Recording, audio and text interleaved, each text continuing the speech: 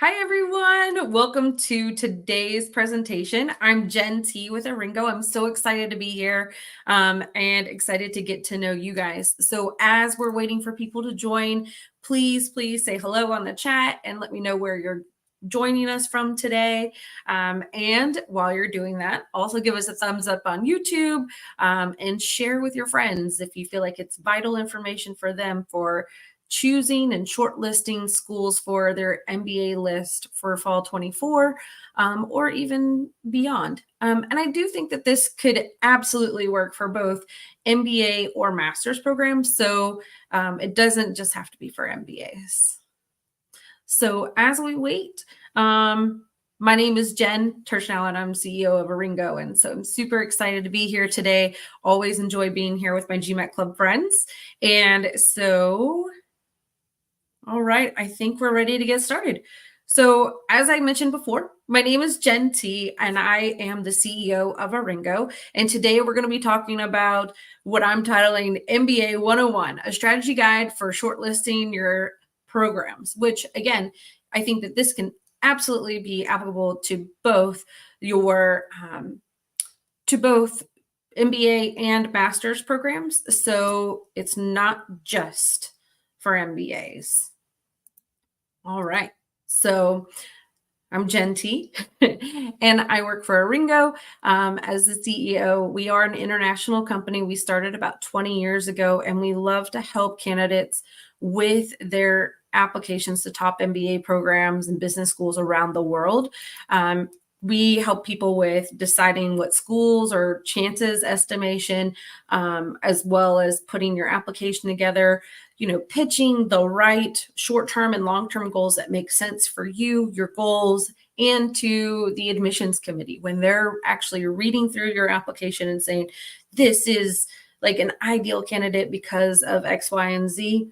We're the ones helping you put those main points together to make sure that you're authentically showing yourself, but also putting yourself in the best light.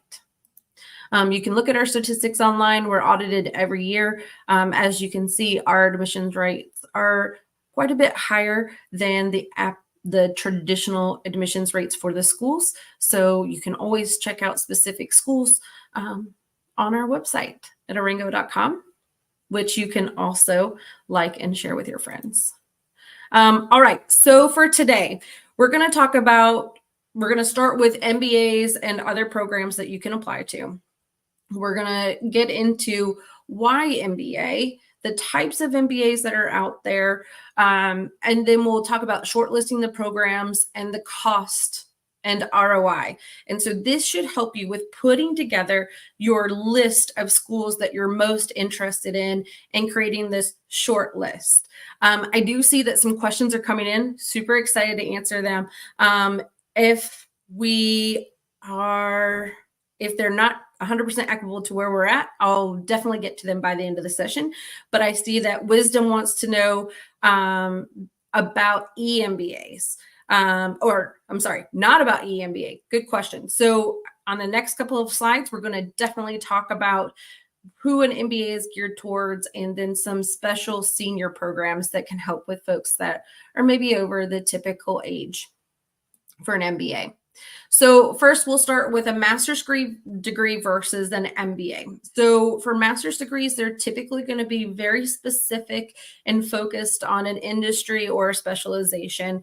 And you'll want to get a master's if this is where I want to be. So supply chain, logistics, finance, marketing, like if you know this is your area and you're like, this is where I'm going to stay for the rest of my career, a master's degree can help you with having highly specialized information and grow throughout your career through that trajectory up to, the CMO, CFO. You can get to those absolute levels without the MBA with just your master's. But if you're thinking, I want to have a wider scope and I want to be able to influence a business more than just with finance or marketing, or I don't want to just kind of stay in one vertical, then an MBA might be a better option for you, because you're going to have the foundations of business and get to learn a little bit of everything. And then you'll get to do specializations to help you take a deeper dive into specific sectors, usually 2 or 3 of them. So most of the time, a master's degree doesn't require as much work experience. It could be from 0 to 2 years of work experience is absolutely fine for them. For an MBA, they're definitely looking for 2 to 3 years minimum for the MBA program, just so that you have foundational experience to apply to those core classes and you kind of understand how they work between each other. And so that's why you'll see they usually want you to have 2 years of work experience at time of application, 3 years of experience by time you start the program, and then on up beyond that. So next, we'll talk about why you want to get an MBA or even a master's degree. So if you're a career switcher and you're like, I want to move from, being an engineer to working in product, or I want to be in marketing or finance, wherever you're wanting to go, you're a career switcher. Career accelerators are looking to continue to notch up on the ladder, and an MBA or a master's degree can help you get there faster. And then there's also the folks that are thinking, in the either near or far future, I really want to start my own business. And so an MBA is also fantastic for folks that are looking to be an entrepreneur. Or I love this one because some people are looking for taking like a break out of the workforce and maybe refocusing and, trying to find out what they really want to do. And so it's a little bit of me time. All right, so the types of MBA programs. And so Wisdom, I think this is going to be helpful for you. So a traditional full-time MBA program, flagship 2-year program, or for Europe or UK schools, usually 1 or 1.5 years. The full-time MBA program average age is going to be around 28 years. Again, they're going to be looking for 3 years minimum of work experience. And then beyond that, they're going to also be looking to have some leadership or management or some promotions within your resume. And then the executive MBA is for those who, have, 8 to 10 years of work experience, and it's part-time. So you spend time, working, and then usually it's a weekend or a module where you'll go for a week to go and study the executive MBA, and then come back to work and implement what you've been learning. So typically also looking for you to have more of that managerial work experience and looking to not just move up in management, but also kind of gearing towards that like C-level experience.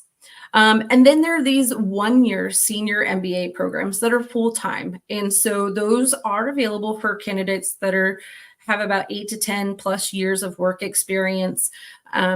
They are full-time, typically 1 year. Some candidates will be sponsored when they go into these programs because, that's part of their career trajectory within a specific company. And other people are looking to retool a little bit, or they're working in a family business or their own business, and they're wanting to get to that next step. I would say it's a lower percentage of people that are looking for a job post the 1-year senior MBA programs, but there definitely are a couple of those programs that are definitely specifically for folks that are looking for experience. Some examples of this category, and I'm just going to go through them because it's a little bit more rare, and a lot of people have questions about, like, what if I'm 30 and I want an MBA? Like, what are my options if I want to go full time? So a couple of those would be like Foster Global EMBA, the USC IBEAR program, the MIT Sloan Fellows, LBS Sloan Fellows, as well as the MSX program at Stanford. So those are the primary ones that are offering full-time senior programs. All right, so is it a good idea to do a 1-year full-time MBA with 5 years of experience? More, absolutely. I think 5 years of work experience, full-time MBA is definitely right in your wheelhouse. There are a couple of traditional MBA programs that will have a 1-year option, like Emory, Goizeta, or Kellogg. Then there's tech MBAs as well. That'll also offer that kind of 1-year experience. If you're like, I don't know if I need to take 2 years out, I don't know if I need an internship. There's also that 1-year option, but 5 years is right in the average experience zone, 4 to 6 years right here for traditional full-time MBA. All right, so next let's talk about US versus European schools. So the US schools, a little bit different as far as like names, because it's always like big and famous universities. Typically, they're going to be a bit more slanted to having a higher percentage of Americans in the class. All programs are aiming to have a multicultural class that's diverse, with Americans, but also across the globe, everybody coming from different perspectives and different fields and roles. So then it's 2 years typically with an internship, and so that's the US MBA programs, and we'll go through the top ones, but I mean, like, we're talking about Harvard, Stanford, Wharton, those types of flagship programs that everybody's heard of. When we move to EU or European schools, it's a little bit different because typically they're not as common names, right? Like, my mom would have heard of Harvard Business School, but she would have never heard of INSEAD or maybe even London Business School. But these are the names because typically these schools are just for the business programs, and so they don't have another college or university behind them. It's specifically the business school. So a little bit different as far as brand recognition, but absolutely, if you're in business, everybody knows these names from European and UK schools. Then we also have the traditional Oxford, Cambridge, obviously that also have MBA programs with them. But we'll talk about that list in just a few minutes. And so, these programs are going to be highly international. They're typically going to be 1 to 1.5, maybe 2 years, depending on the program. Some of them may have an internship or internship options or paths. And actually, some of the European schools actually have a fall and a January start. So a couple of different options for you for your pathway. And then really kind of deciding which program is going to be best for you is really, I would say, mostly location, right? Like, where do you want to work when you graduate? Do you want to be in Europe and UK, or do you want to be in the US? Or if you're open for both, then you can absolutely have a mix of schools on your list. All right, so now that we've kind of given some high level background to the different types of programs there are, we can go through what the top programs are and where you can find them. So obviously there's rankings everywhere that you can look at. Most people are looking at the US News and World Report as well as the Financial Times. So those are the two that people pay the most attention to. But like Poets and Quants has their own, QS has their own. So every ranking system has different qualities that they're looking for. Some of them could be, return on investment, the cost of the program, the satisfaction of the alumni, class size, experiences, etc. So, when you're looking at these rankings, make sure that you are kind of considering what the rankings are really based on. So here are some top MBA programs or top business schools within the US. So, obviously the common ones, Harvard, Stanford, Wharton, but then we also have, Darden at UVA, we have Yale School of Management, Michigan Ross, NYU Stern, Cornell Johnson, MIT, amazing schools that may or may not be in what some people term as the M7, which is like the miraculous 7. And they can definitely be on your list, but we're going to get into why they should be on your list if they're the right school for you. But yeah, so these are a couple of the top ones. You can definitely look into the rankings and see a lot more schools than the M7, the T10 or T15. Essentially, it's the top 10, top 15, or top 30 MBA programs that a lot of people are kind of gravitating towards. And then when we go to Europe, as I mentioned, London Business School, INSEAD, IESC, HSA or HEC Paris.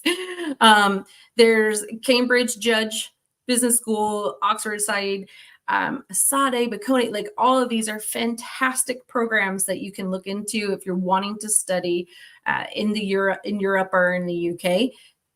Very amazing schools that are definitely top ranked when you're looking at global programs. All right, so again, we have some basis for understanding MBA programs. Now, how do you start choosing which ones are going to be right for you so you can build a short list?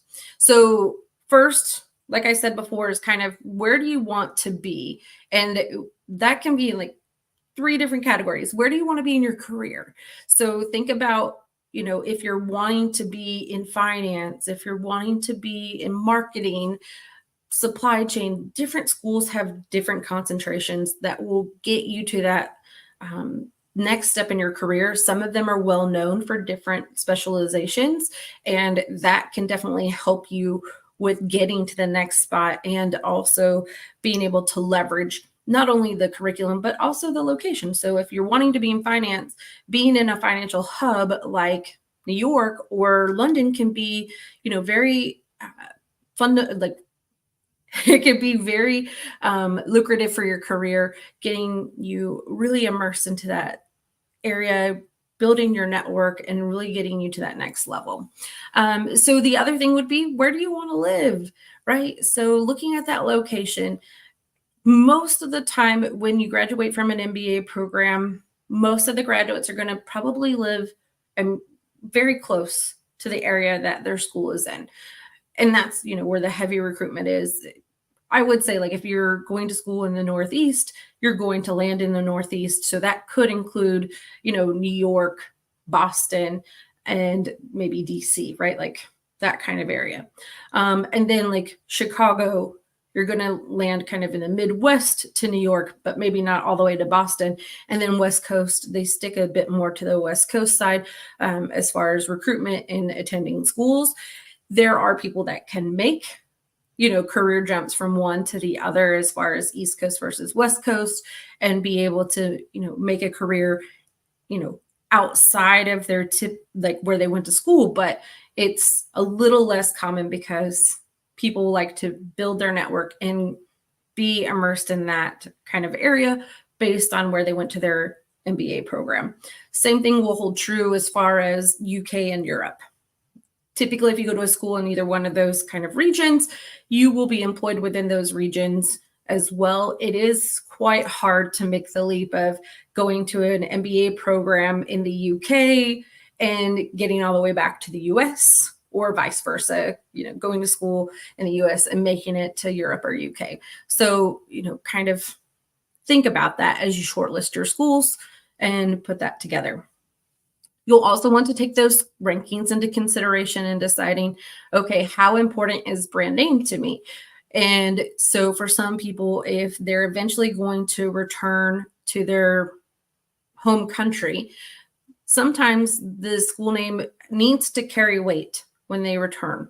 And that doesn't always have to be Harvard, Stanford, Wharton.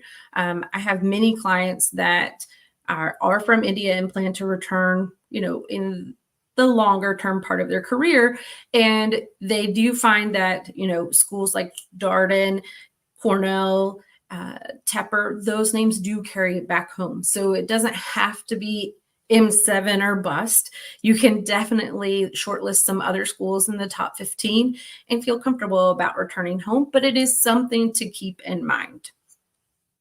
Another thing would be the cost of the program, right? Like you want to know, how much am I spending and how much is it going to cost to either, take the time out of the workforce, not have a paycheck, and how long is it going to take me to repay these loans? So being able to look at that and your return on investment. And then the other part of it is really the curriculum, right? Like you want to make sure that the school has classes that make sense for you and your career goals. So looking at their specializations or concentrations, actually the top schools in sustainability, which is one of the biggest fields that's growing right now. The top programs on the Knight's list aren't even, some of them aren't even in the top 15, top 30. Some of them don't even break that. But if you're really interested in sustainability, there are amazing universities in in Europe, more around kind of like Germany and Netherlands, that are going to help you with getting to that next level in your career, being immersed in an environment that sustainability is really something that they're living and breathing, and you can actually have a career in sustainability with sustainability companies or firms or countries, if you want to be in the government side. And so, if that's what you're looking for, then sometimes that's more important than rankings. So, kind of keep that in mind as well. The other thing is looking at who's recruiting at that school. So you can look at their employment report. And I mean, it's really easy to search it, and you just put in the school name and employment report, and it typically comes up. And you can definitely take a deep dive into that and see, what are the common recruiters that are coming to campus? What sector are they recruiting for? And what kind of roles and salary. So all of that will be in the employment report for each of these schools. I would say it's easier to search the internet to find it than it is to play around with each one of the schools and find it.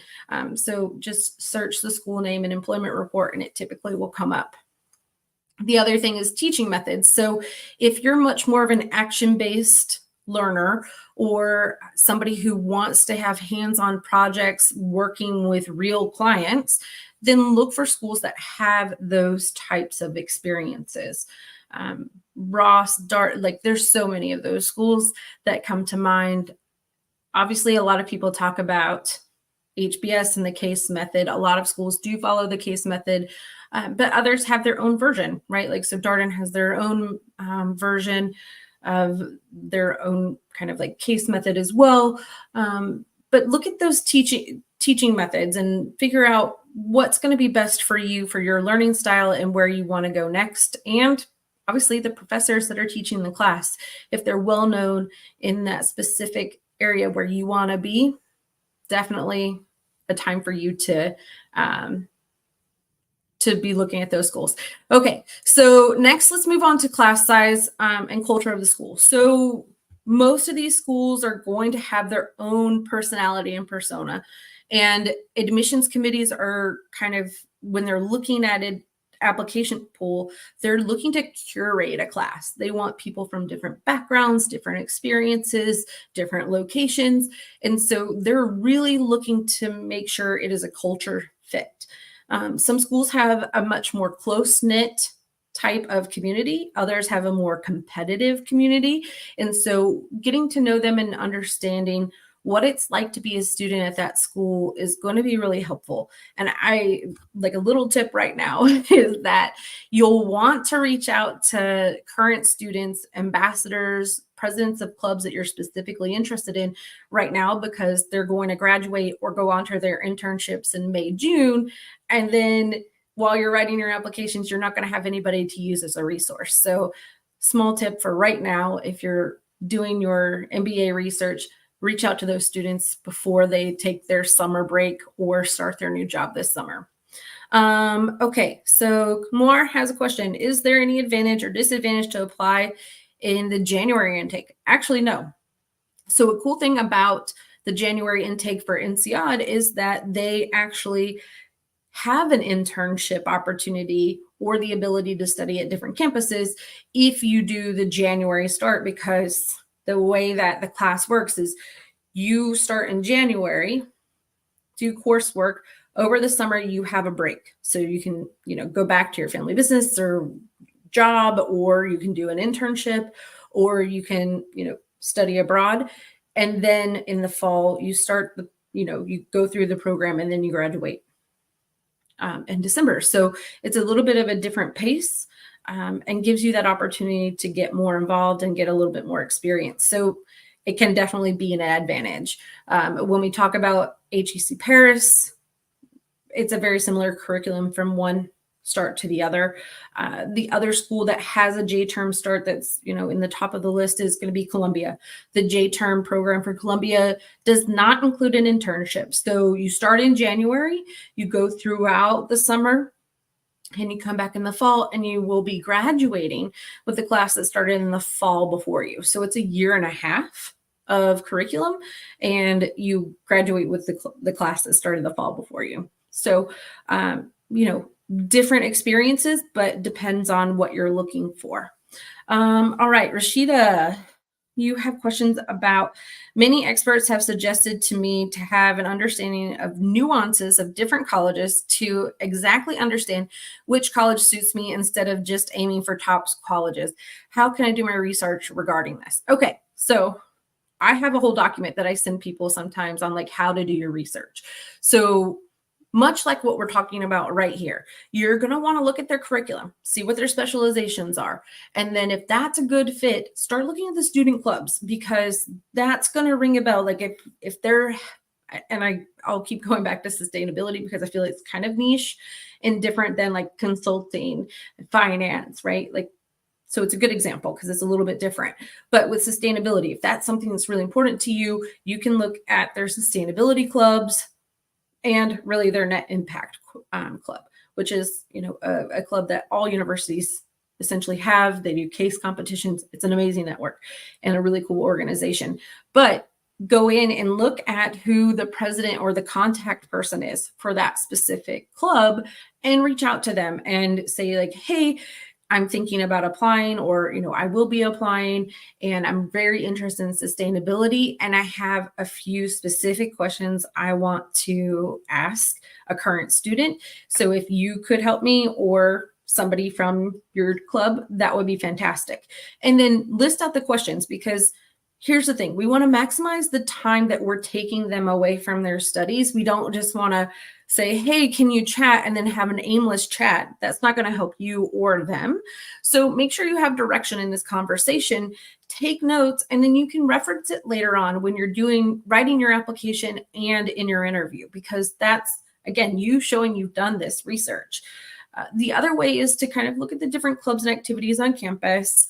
A lot of students will be doing they'll be doing different webinars with the schools. They host coffee chats.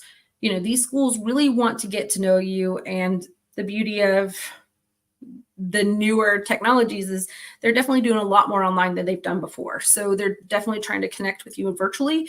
Use those opportunities to get to know the students, which is who's going to really tell you about the vibe of the school. So that's how I recommend doing the research, is ambassadors or the presidents or the members of specific clubs. That's going to help you. You can also look at your network and see who you have within your network that's connected, and see what they have to say and what they have to share. Okay, so moving on from here, we obviously need to talk about cost and ROI. So looking at the top programs in the US, the tuition is going to be about $130,000 to $145,000, maybe even a little bit more. But that's also a 2-year MBA program. When we look at the EU UK programs, we're talking a little bit less. Obviously, there's a little bit of translation in there as far as cost and euros to dollars. But taking it in, typically their programs are a little less expensive than the US schools, and that's because they're typically going to be 1 to 1.5 years. And then, thinking about how you're going to pay for this. So loans are definitely the most common route. There are schools that give out merit-based scholarships, and merit-based for MBA programs can be, I would say, typically how you boost their profile. So it's either, your GMAT or GRE score definitely can play into merit-based scholarship.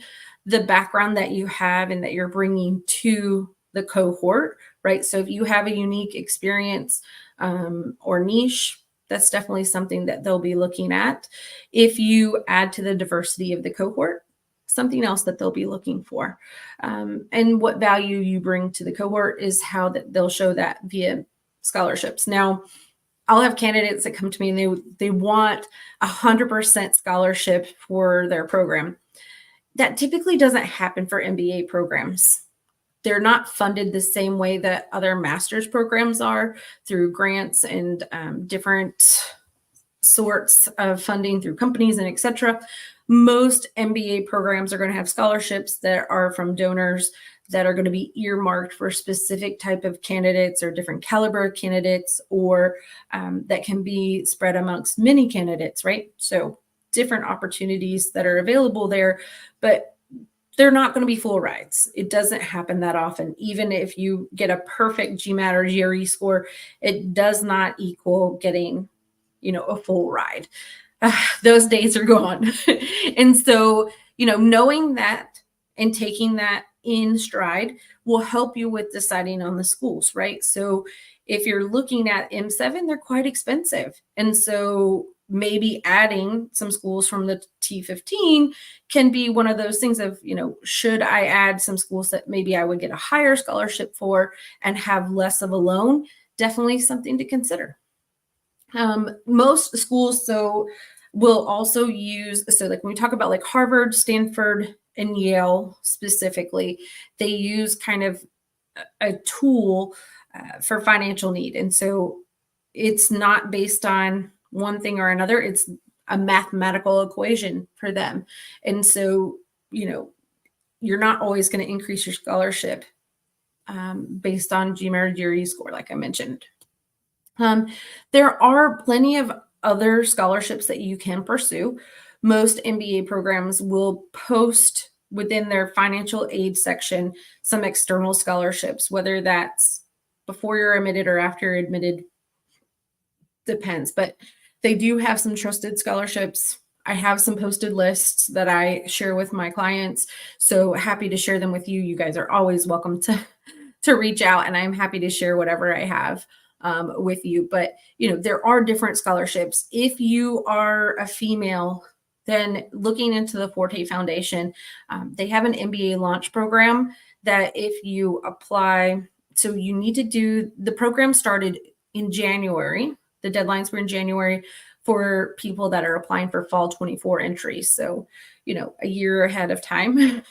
You got to plan a little bit ahead of time and join the MBA launch program, or you can even do their on-demand program and be able to participate in their series of presentations. You have to complete the GMAT or the GRE while you're part of the program. And afterwards, they actually give you codes for waiving the application fee for many of the schools. And with that being said, when you apply, it can definitely help boost your profile for being recognized for maybe a Forte Fellowship scholarship. Similar with the consortium. Consortium is for diversity with Americans. So if you come from an African American, Native American, or diverse background, then you can definitely be considered for consortium and going through their application process. Beyond that, there's some other programs out there, the Chevening, Fulbright, etc., that you can also look into if those apply to you. Rashitha has another question. Will the scholarships be offered post getting admitted? Is there any external process? So most of the time, MBA programs are going to award your scholarship either at the time of admission or within a couple of weeks. So most schools will do this practice because they'll tell you you have 3 to 4 weeks to accept your admissions. And then, so they want you to have the full picture. There is some room for negotiation, not very much, but sometimes it can happen. But, that scholarship is pretty much where it's going to be when you're offered it at time of admission. The schools that are a little bit different, like NCOD has a huge portal that you can search hundreds of different scholarships that could apply to you, and you apply to those after you get admitted and be considered. Some schools will have you click a box during the application process if you want to be considered for specific scholarships as well, and they may require additional essays. Just depends on the specific school, but most of the time you're going to get your scholarship award with your admissions. All right, so again, we talked about the different companies that are going to be recruiting on campus, and this is definitely one of those ways that you're going to pay for your MBA later and be able to depending on where you end up working, could be one of those things of, how quickly that can happen. So these are typical employers that are recruiting on campus.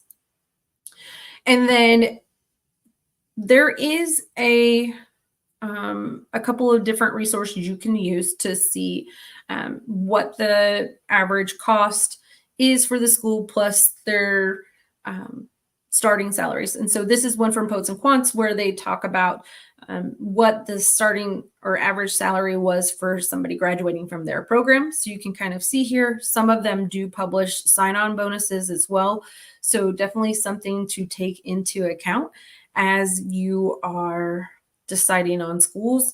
And now let's talk about some caveats, right? When we're talking about schools that you should be targeting and, making that short list. So if you look at this and you say like, oh, maybe I'm not the typical MBA candidate.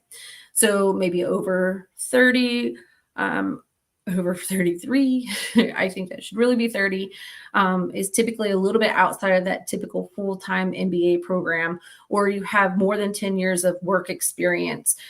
It, makes the committee pause and decide if this is the right path for you, because sometimes the career cost or employment might not align with where you want to be afterwards, and in turn will hurt their employment statistics when you graduate if you don't accept a job within 3 months. That's kind of like their golden window of opportunity for them.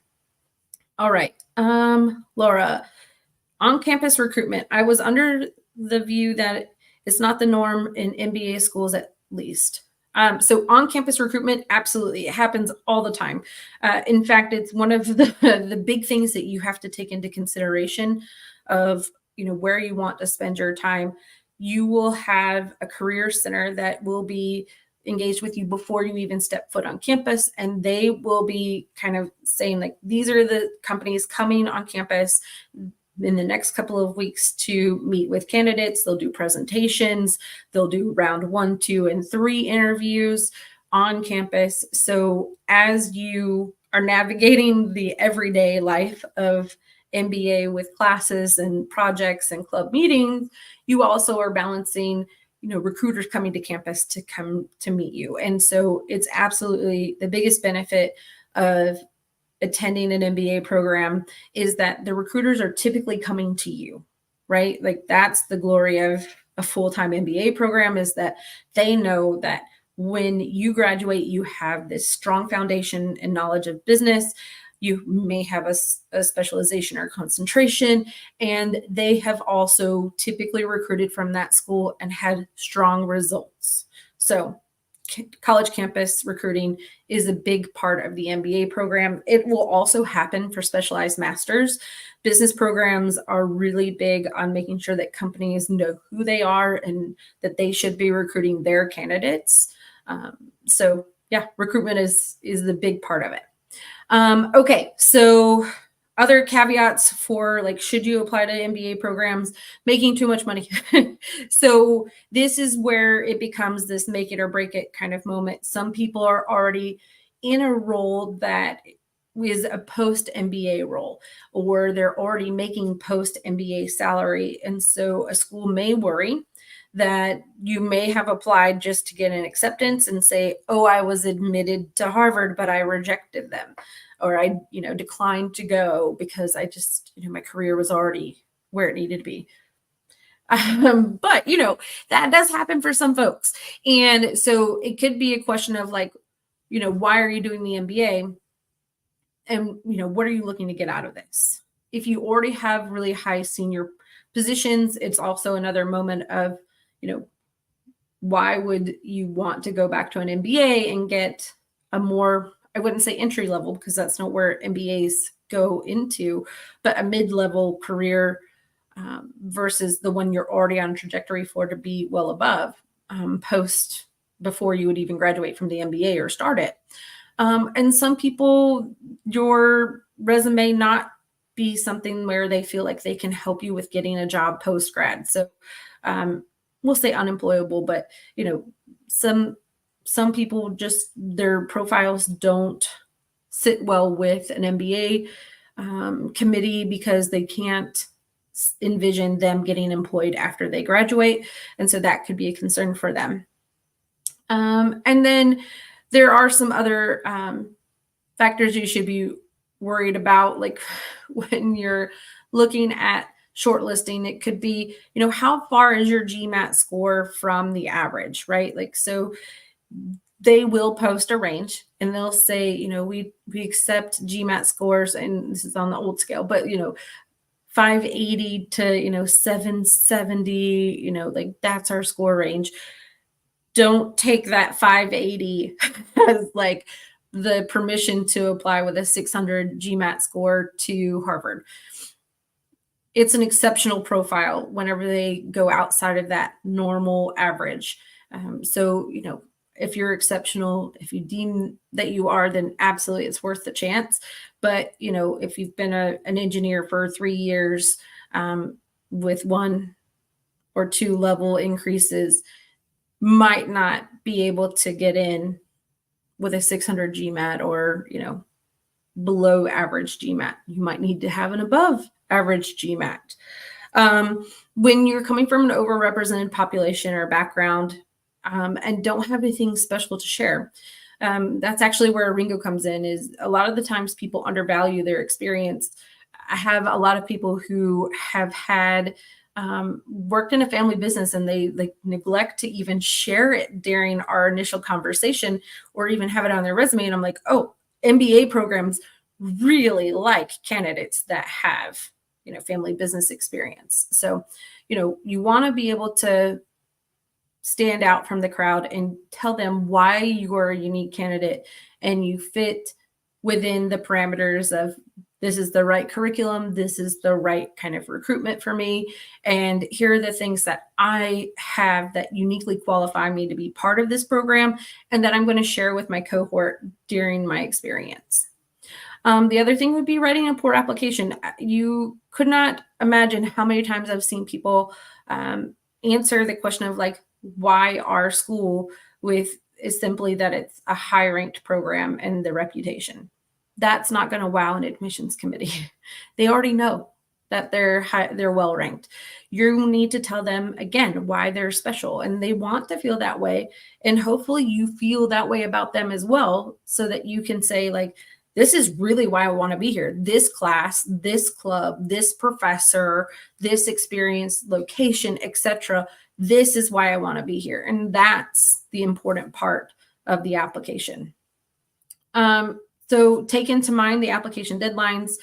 There are, for September 25, round 1 is going to start around September, round 2 typically in January, round 3 in March, April. Now there's rounds in between there for specific schools. Some of them have early decision, which would actually start in August. Some of them have round 2 in November.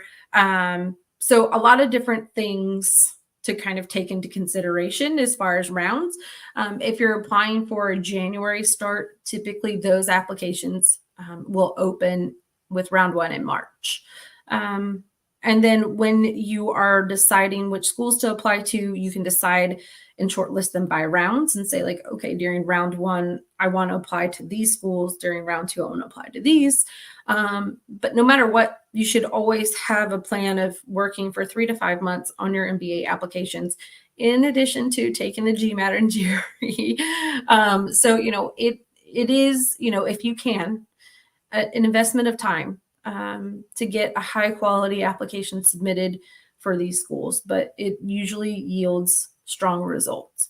All right, so I want to make sure that you guys are also liking this video and sharing it along the way to help us with our statistics. All right, so now we've learned a lot over the course of the past, 30 minutes. So now let's talk about, how do you shortlist the schools? So most candidates are going to apply to 4 to 7 schools for a cycle. And then you're going to categorize them in kind of reach, target, and safety. You're going to use the school class profile to be able to kind of determine which category it falls into and compare your profile to that. So looking at the average years of work experience, specializations, and then of course the GMAT GRE, right? And so if the school you're applying to, and again, we're going to use the old GMAT standard because that's currently what's published, and we can go along. But if your the average GMAT score is around 730, you would consider it a reach school if you maybe have a 690 or a 700. It could be a reach school depending on a couple other factors, right? If you have a 730, it can definitely be a target school. So you're right there in their range of typical, admits. I'd say even like 720 could be within range and you can make it a target, because at that point, when you're within, 10 points of their average, they can really say, you know what, 10 points is not that big of a deal when we balance it out with years of work experience or special experience, something unique that you're bringing to the table. You're within range. So you're admissible, but let's, boost the profile and share what you bring and what's special about you. And then let's say that the average GMAT score is 730 and you have a 760, then it could be a safety school. But when we're talking about 730, we're really talking about the M7, which really Harvard, Stanford, and Wharton, I would almost put them as a reach for anyone, not just people who don't have the average GMAT score. Like even with a 760, Wharton can be HBS, Stanford, they can be reach schools because there are so many people that apply to those 3 top MBA programs, or even the M7 that, a high GMAT score is not going to cut it. You have to have the experience, promotion, leadership, what they're specifically looking for to, really be a strong candidate for them and stand out. So when you're putting those schools on your list, I would almost always, even regardless of your GMAT score in the average, I would always put, those top 3 to 4 schools in a reach category. Then we can start, building down from there as far as, everything else lines up for maybe Kellogg, Columbia, NYU. You can start using the GMAT score as a little bit more of an indicator of whether it's a reach, target, or safety school. All right, so we have a question about imbalance in GMAT score is a threat to what extent?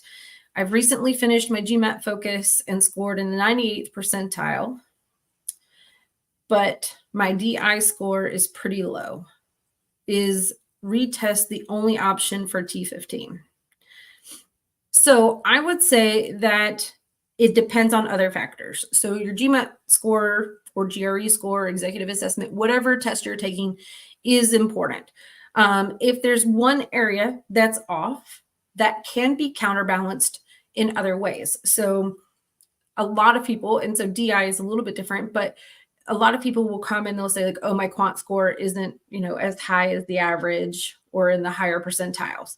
How do I counterbalance that? And a lot of that's going to be your curriculum or your past experience, your GPA, when in college, what your degree was in whenever you were in school. If it was a STEM hard science degree, then you're obviously going to be able to show a bit more of those quantitative skills. If it was, more of an arts or a fine arts degree, it'll be harder to show those. But if you have a long history of working in so if you have 3 or 4 years of working in finance with a high quantitative background, that's another way to balance it out. So depending on your entire profile would be, whether you need to retest or if you could, put that school on your list. So thinking about, what the entire profile brings, how can you leverage your experience? If you're like, I'm in a quantitative situation every day, all day, managing dashboards and metrics, etc., then leverage that in your application, in your essays, in your resume to be able to show them it's not just about this GMAT score or GRE score. Okay. All right, Wisdom and Partha, it looks like you guys are having a connection there. What can we do if we are from an overrepresented background with no special story? What can be done in a short time frame to improve the profile? So I would say, obviously, score is going to be imperative in that situation. Next is going to be, illustrating your career trajectory. So look at your leadership experience, your promotions. Those are things that are going to be important to the MBA program. And the next part is going to be about fit, right? Like making sure that you are showing them this is the career path. These are the classes I want to take. These are the groups I want to be part of. And your personality and their school vibe or persona fits with who you are. That's going to be the other part of it. The other factor is kind of, showing them you've done your research and you're a good fit for them. So that would be my best advice, if there's nothing special, to kind of accelerate the other parts of your application and your candidacy. Okay, TChem. For part-time MBAs, is it wise to say that your goals are to pivot careers? What are part-time MBAs looking for in candidate goal essays? Okay, so for part-time MBAs, there's less risk, right? Because you should be employed while you're in the part-time MBA program. So if you're telling them that you want to pivot, it's not as big of a risk, right? Because you need the MBA to get the expertise to be able to pivot into a new work area. And so with that being said, the MBA is imperative, right? And so you can definitely use that in your goals of saying, I want to combine my current work experience plus the curriculum of the part-time MBA program and network to be able to pivot into this new area. And that will make sense to them. It will not be something that makes them afraid of, like, will he be employed or anything like that, because it's a little bit different with a part-time program. So that's what I would share in your essays is, show them the connection of what you've done to where you want to be and fill in the gap with the MBA program, what it offers, and the network that you're going to have in the part-time program. All right. So we've talked about how to determine schools. A lot of people are going to say M7 and that's your list, right? But it's really about finding the school that's the right fit with the curriculum. Rank is not the only factor in finding the right school.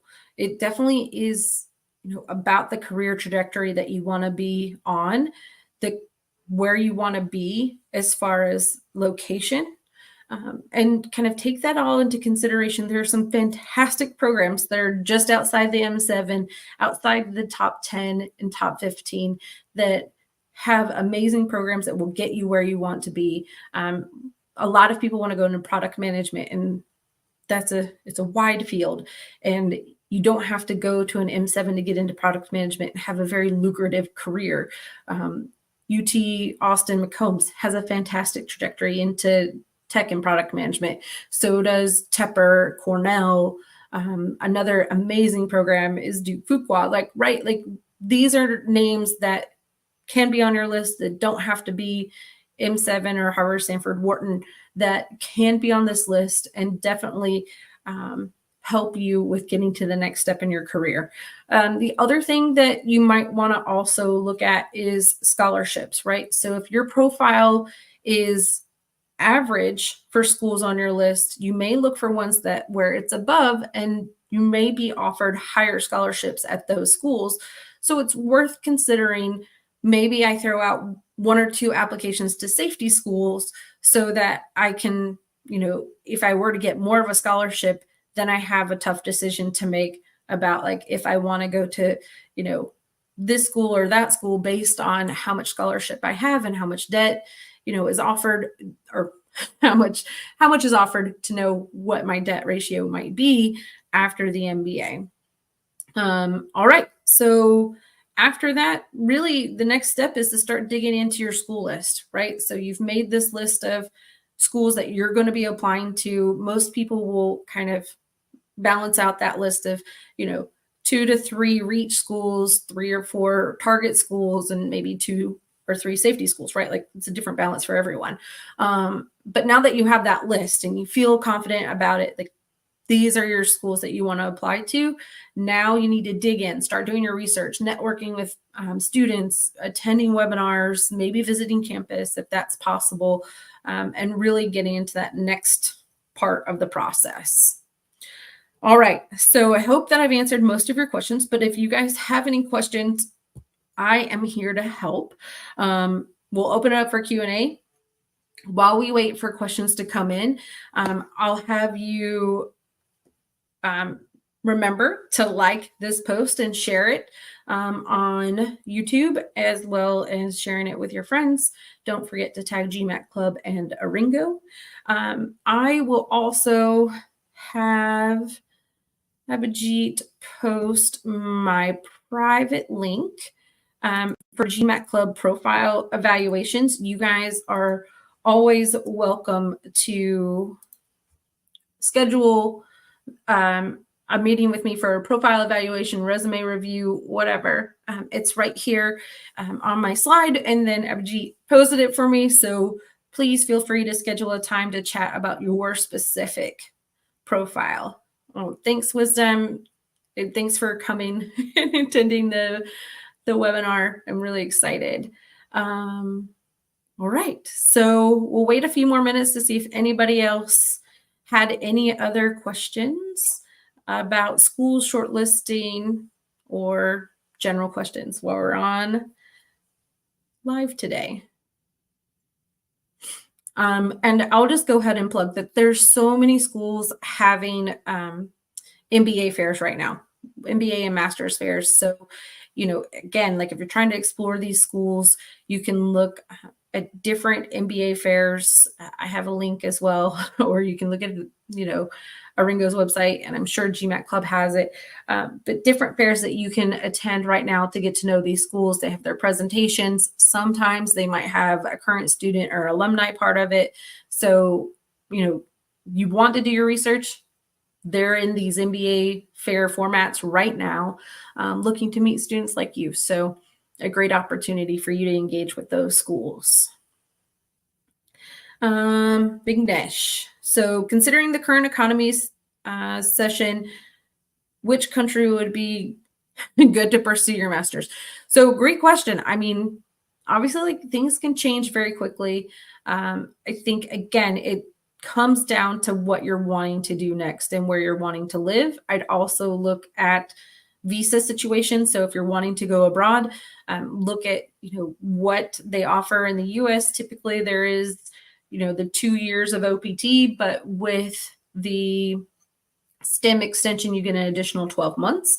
So almost all MBA programs are now offering the STEM certification, whether that's a tweaked curriculum to be able to get that STEM certification, or, you know, what else they can do to get you to that point.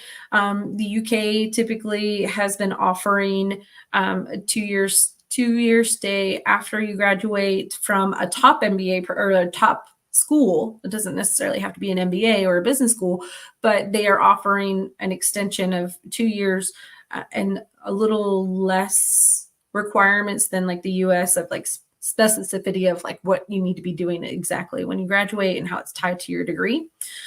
So you can definitely look into that.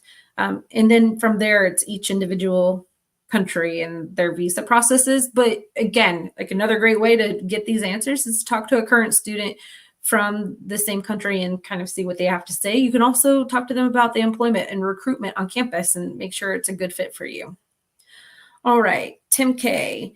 Are acceptances to part-time MBAs likely possible for late 30s, early 40s? Absolutely. Part-time MBA programs are open to a wider range of years of experience, and I would say like even up to 20 years of work experience if it seems like a valid next step for you. Part-time MBAs are a little less discriminate because they're not sharing, you know, the class profile as part of rankings. Schools or business schools are ranked based on their full-time MBA profile. So everything else kind of falls in line as, you know, they can be a little bit more accepting of the range of years of work experience, less or more. And so absolutely, you're right on par as far as like part-time MBAs are concerned. There are some that are more competitive. So again, like more compelling, like when we're talking about, sorry, I'm like more focused on the US for this because these part-time programs are a little bit more prevalent. Kellogg, Booth, Haas, Duke, those are the 4 top programs that really offer like a commuting part-time experience, like a weekend MBA where it's possible to travel to a different city or state and take part in the MBA part-time program. Some schools, even like Haas and Wharton, are now exploring kind of like online MBA. Wharton's is an online MBA, executive MBA, but a lot of options kind of are starting to open up there. But yeah, absolutely. They say they will accept a wide range of years of work experience because they can. And if it makes sense for the next step, absolutely. Laura, slightly off topic, but how much can GMAT score compensate for a low undergrad GPA score, assuming rest of the profile fits the school admissions criteria? So, right, like this is a big question for a lot of people. It depends on how far off your GPA is from the average, right? Like, so if the average GPA at the school is a 3.7 and you have a 3.3, GMAT can definitely help with that. If your GMAT or your GPA is below a 3.0, it's a little bit different as far as, you know, how much you can help it with just a GMAT score. Some schools would actually ask you, and so this is per school. So, you know, definitely reach out to the schools and you can find out as well. But, you know, if you're below the 3.0 line, some of them would prefer that you actually take a class for credit at an accredited school like UCLA or UC Berkeley Extension. There's quite a few schools that actually have some online courses that you can take that will help demonstrate your academic readiness. I mean, there's definitely stories behind why GPAs are low.